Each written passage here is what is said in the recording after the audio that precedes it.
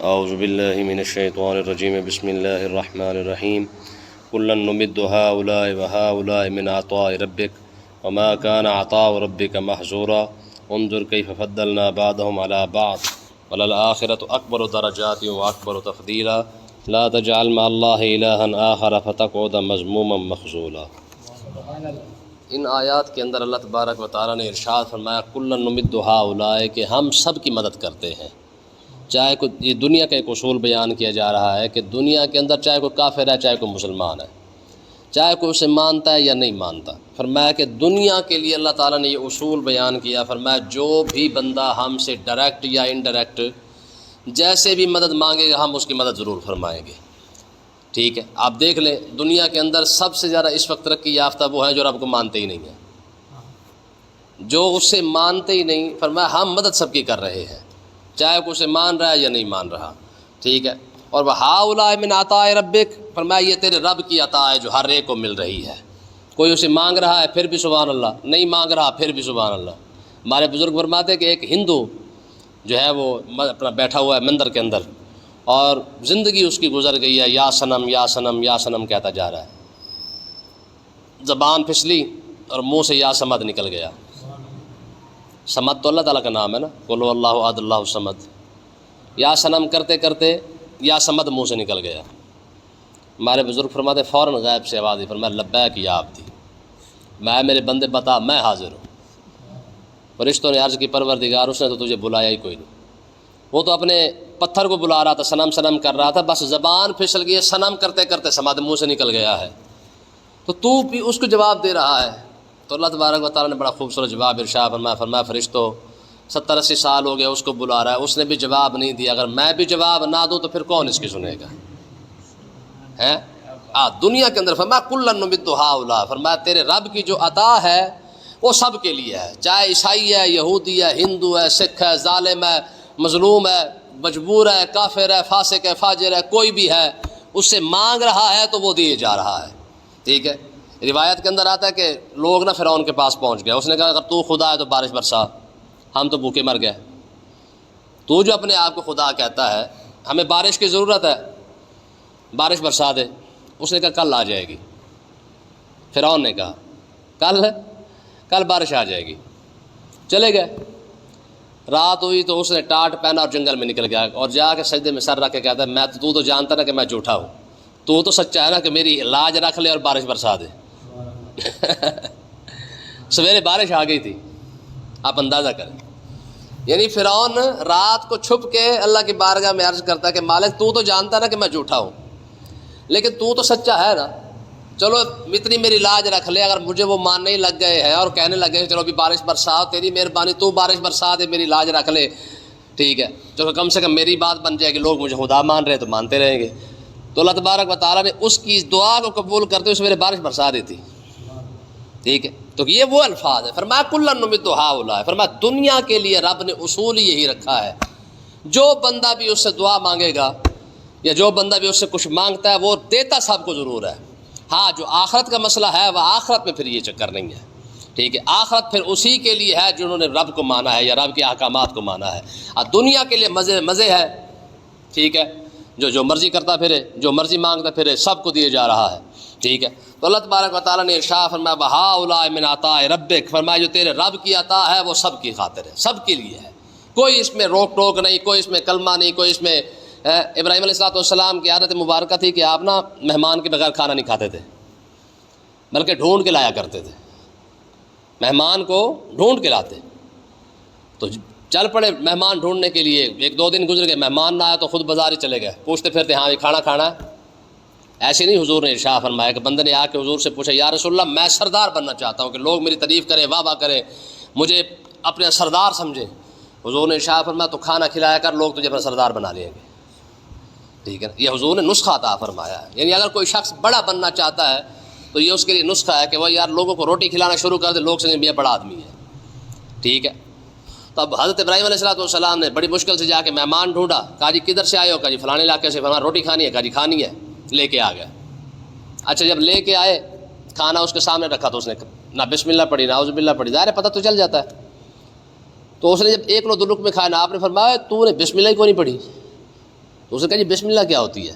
کہا تو اللہ کا نام لے کے جو کھانا تو نے شروع نہیں کیا. اس نے کہا جی اللہ کیا ہے؟ مجھے تو پتہ ہی کوئی نہیں. میں اٹھ کھانے سے، چل نکل. کھانے سے بھگا دیا. جب کھانے سے بھگایا تو پیچھے سے جبریل علیہ السلام حاضر ہوئے، عرض کی کہ حضور اللہ تبارک و تعالیٰ فرما رہا ہے کہ مہمان جو لائے تھے کھانے سے کیوں بھگا دیا ہے؟ کہا پروردگار تیرا نام ہی نہیں لیا. میں میرے خلیل، اس نے ایک بار میرا نام نہیں لیا تو نے کھانا کھینچ لیا ہے. میں نے تو ساری زندگی اس کو کھلایا، حالانکہ مجھے تو مانتا ہی نہیں ہے، مجھے تو مانتا ہی نہیں ہے. میں تو پھر بھی اسے دیے جا رہا ہوں، ساری زندگی اس کو دیا ہے، اور اس نے تیرے سامنے ایک بار میرا نام نہیں لیا تو نے کھانے کھینچ لیا ہے. پھر بھاگے، جا کے اس کو ڈھونڈ کر کہا امی آ کے روٹی کھا لے. کہا جی پہلے تو آپ نے بھگا دیا تھا. فرمایا یار جس کے نام پہ بھگایا تھا اسی کا ہی آرڈر آ گیا کہ میں نے ساری زندگی کھلایا تو ایک دن بھی نہیں کھلایا. کہا اتنا اچھا رب ہے آپ کا؟ فرمایا ہاں جی ٹھیک ہے. اس نے وہیں پہ کلمہ پڑھ لیا. کہا جی پھر پہلے کلمہ پڑھا، روٹی پھر بعد میں کھا لوں گا. ٹھیک ہے نا. ایسی کئی باتیں مشہور ہیں.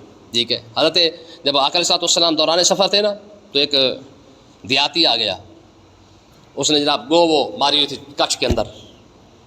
تو حضور نے شاہ میں کلمہ پڑھو. اس نے کہا جی اگر یہ گو کلمہ پڑھ لے تو میں بھی پڑھ لوں گا. تو بڑا لمبا چوڑا واقعہ ہے. آقا علیہ السلام نے گو کو فرمایا یا دبو من تعبدو، کس کی عبادت کرتی ہے؟ وہ گو آگے سے بول پڑی. اس نے کہا جی اللہ جی فی السماء عرش و فی الارض سلطان و فی البحر سبیل و فی الجنت رحمت و فی النار عقاب. صحابہ کہتے ہیں کہ ایسی عربی کے ساتھ تو ہم نے بھی کلمہ نہیں پڑھا جیسا اس نے سنا دیا تھا. ٹھیک ہے. اللہ جی فی السماء عرش ہو، کہا جی میں تو بھائی اس کو مانتی ہوں. من تعبدو، میں تو اس کی عبادت کرتی ہوں. کون سے؟ اللہ جی فی السماء عرش ہو، جو اس کا عرش جو ہے وہ آسمانوں کے اندر ہے. فی الارض سلطان ہو، جس کی بادشاہی زمین کے اندر ہے. فی البحر سبیل ہو، جس نے سمندر کے اپنے اندر اپنے راستے بنا رکھے ہیں. اور فی الجنت رحمت ہو، فی النار عقاب ہو، جو جنت جس کے رحمت کا مظہر ہے، جہنم جس کے عذاب کا مظہر ہے. ٹھیک ہے. یہ اس نے توحید بیان کی. آگے حضور نے شاہ فرمایا یا دبو من آنا، میں کون ہوں؟ میں وہ بتا میں کون ہوں؟ کہا جی قال انت رسول رب العالمین و خاتم النبیین قد افلح من صدقک و قد خاب من کذبک. اس نے کہا یا رسول اللہ آپ تو خاتم النبیین ہیں، جس نے آپ کو مانا وہ کامیاب ہو گیا، جس نے آپ کو چھوڑ دیا ذلیل ہو گیا. تو ساری باتیں ہونے کے بعد اس دیہاتی نے کلمہ پڑھ لیا. کلمہ پڑھنے کے بعد حضور نے ارشاد فرمایا اپنے بھائی کو کچھ نہ کچھ دو. صحابہ کرام نے کچھ دیا. حضور نے ارشاد فرمایا کہ اسے جو ہے اپنا قرآن سکھاؤ. وہ جو آپ بڑی مشہور سنتے ہیں نا یہ بات 3 بار قل واللہ پڑھے پورے قرآن کا ثواب ہے، وہ اسی حدیث سے ہے. حضور نے ارشاد فرمایا اپنے بھائی کو قرآن بھی سکھاؤ. تو صحابہ کرام نے قل واللہ اس کو سکھائی. ٹھیک ہے. حضور نے ارشاد فرمایا جب تو اسے ایک بار بھی پڑھ لے گا تو اللہ تعالیٰ تجھے تہائی قرآن کا ثواب عطا فرما دے گا. ٹھیک ہے. جب تو 2 بار پڑھے گا تو 2 تہائی کا تجھے ثواب عطا فرما. جب تو 3 بار پڑھے گا رب تجھے پورے قرآن کا ثواب عطا فرما دے گا. اس نے آگے سے پتہ کیا کہا؟ اس نے جو اب ہمارے موضوع کے مطابق ہے، اس نے کہا جو نعم الالہ الہنا. اس نے کہا یار اتنا اچھا خدا ہمارا خدا ہے. ٹھیک ہے. یقبل القلیل و یؤتی الکثیر، کہ جو تھوڑا سا لے لیتا ہے اور بہت زیادہ عطا فرما دیتا ہے. کہاں 30 سپارے اور کہاں 3 دفعہ قل واللہ احد. آپس میں جوڑ دو نہیں نا. آپ ظاہر الحمد سے لے کر ورناس تک پڑھتے جائیں، پوری دن چاہیے یا پوری رات چاہیے. کہاں وہ اتنی مشقت اور کہاں یہ کہ آپ 3 دفعہ قل واللہ احد پڑھے. کہا نعم الالہ ہونا، نعم الالہ الہنا. اس نے کہا جی کیسا خوبصورت ہمارا خدا ہے. ٹھیک ہے. یقبل القلیل و یؤتی الکثیر، کہ تھوڑا سا لے لیتا اور بہت زیادہ عطا فرما دیتا ہے. ٹھیک ہے جی. اب دیکھیں نا جی قل یا ایھا الکافرون سورت ہے. ہمارے بزرگ فرماتے ایک بار پڑھو آدھے قرآن کا ثواب ہے. یاسین ہے ایک بار پڑھو 10 قرآن پاک کا ثواب ہے. کتنی چیزیں ہیں. تو بہرحال اللہ تعالیٰ نے ارشاد فرمایا کہ محبوب کلا نمد ہؤلاء، اے تیرے رب کی ہماری جو عطا ہے نا وہ سب کے لیے ہے. ہؤلاء من عطاء ربک، اور تیرے رب کی عطا ہر ایک کے لیے ہے. وما کان عطاء ربک محظورا، اور تیرے رب کی عطا پر کوئی روک ہے ہی نہیں. انظر کیف فضلنا بعضهم علی بعض. فرمایا محبوب ذرا دیکھیں ہم نے ہر ایک کو دوسرے پر فضیلت عطا فرمائی ہے. کوئی امیر ہے، کوئی غریب ہے، کوئی موٹا ہے، کوئی تگڑا ہے، کوئی پتلا ہے، کوئی لسا ہے. ٹھیک ہے. کوئی کمزور ہے، کوئی طاقتور ہے. فرمایا ہم نے دنیا کو برابر نہیں بنایا. دنیا برابر ہے ہی نہیں. ٹھیک ہے. چاہے درجات کے لحاظ سے، اصول کے لحاظ سے، انسانوں کے لحاظ سے. کوئی ظاہر ہے کوئی امیر ہو رہا ہے، کوئی فقیر ہے، کوئی بادشاہ ہے، کوئی اسی کے آگے ہے تو انسان. ایک تخت پر بیٹھا ہوا ہے، دوسرا اس کے آگے سواری بن کے کھڑا ہوا ہے تو وہ بھی انسان. ایک عہدے پہ بیٹھا ہوا ہے، کرسی پہ بیٹھا ہوا ہے، دوسرا اس کے آگے ہاتھ جوڑ کے کھڑا ہوا ہے. فرمایا ہم نے یہ فرق رکھا ہے. اگر سارے برابر کر دیے جاتے پھر دنیا چل ہی نہیں سکتی تھی. میں نے کہیں پڑھا نہیں کسی کتاب کے اندر. ٹھیک ہے جی. لیکن سنا تھا کہ موسیٰ علیہ السلام نے عرض کی تھی پروردگار سارے برابر کر دے. جب سارے برابر کر دیے نا تو موسیٰ علیہ السلام کی بارش آئی تو دیواری گر گئی. آپ گئے ماڑے بندے کے پاس، کہا جی یار میری دیواری بنا دے. اس نے کہا جی آپ کو نہیں پتا میری اپنی کوٹھی ہے، تیری دیوار تھوڑی بناؤں گا میں. اب ظاہر ہے جس بندے کے پاس 4 پیسے آ گئے اس نے کسی اور کا کام تھوڑی کرنا ہے.